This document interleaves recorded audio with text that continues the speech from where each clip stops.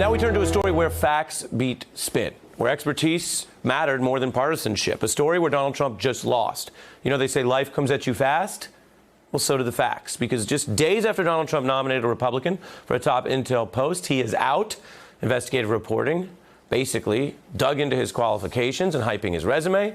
Many outlets reporting there's no evidence Ratcliffe ever prosecuted a terrorism case, despite claiming to, as well as concerns about his broader qualifications and whether a diehard conservative should take up these nonpartisan duties. So security experts and Trump critics are welcoming the quick death of this nomination tonight. And Trump's stumbles here are part of a larger pattern. While some nominees do withdraw in any administration, Donald Trump is doing worse than his predecessors on this score. Twice as bad as Obama, for example. Trump has 63 nominees that have been ousted before their nominations could even be confirmed or finalized, double Obama's rate. This is a failure of Donald Trump's first instinct in who to hire. It's a victory for facts and for reporting. You know, while the press doesn't vet candidates in order to give them a red or green light, these stories do really turn on the credibility of investigative reporting.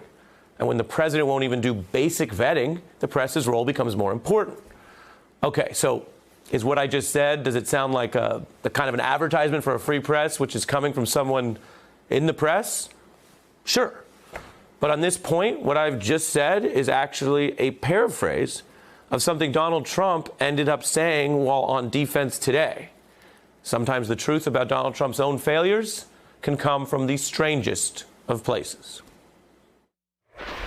The vetting process for the White House is very good, but you're part of the vetting process, you know? I give out a name to the press and they vet for me. We save a lot of money that way. I'm joined by former U.S. Ambassador to Russia, Michael McFaul, who knows his way around vetting and national security. Thanks for being here. Sure. Thanks for having me.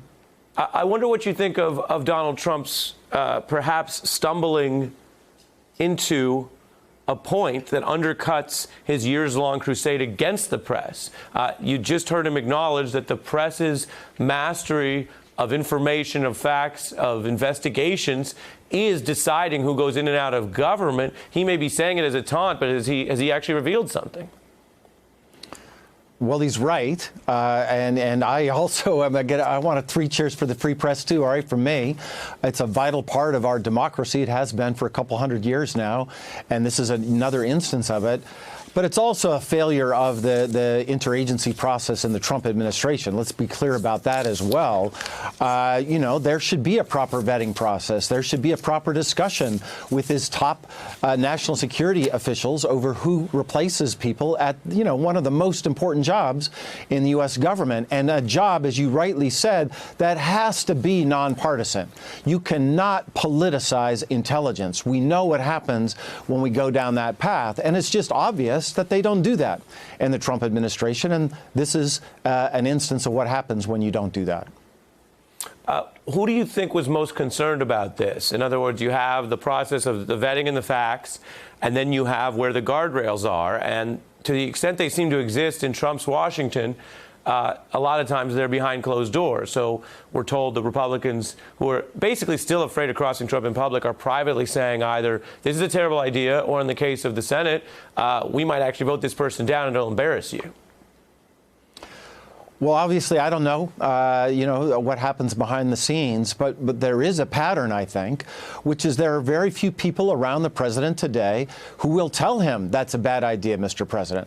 Remember, a couple of years ago, there was a different kind of team in place, or a different people on the national security staff, both in the White House and in prominent positions, both at state and intelligence and the Defense Department, that would push back.